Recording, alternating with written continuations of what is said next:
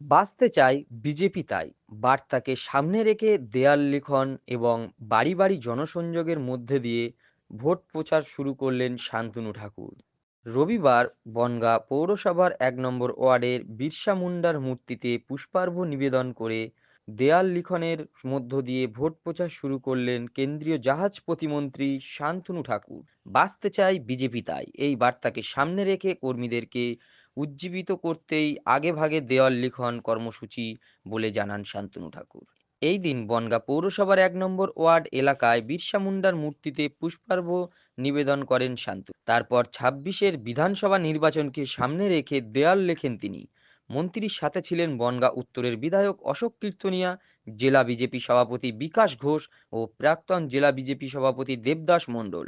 আপনারা দেখতে পাচ্ছেন যে বিকশিত পশ্চিমবঙ্গ গড়ার লক্ষ্যে বিজেপির গ্যারান্টি বক্স,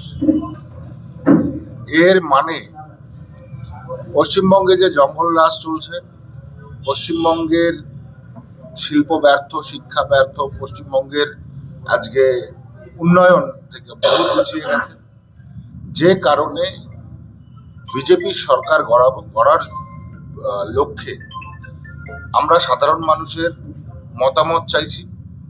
যেখানে দেখতে পাচ্ছেন একটি ফোন নাম্বার দেওয়া আছে 08065907444।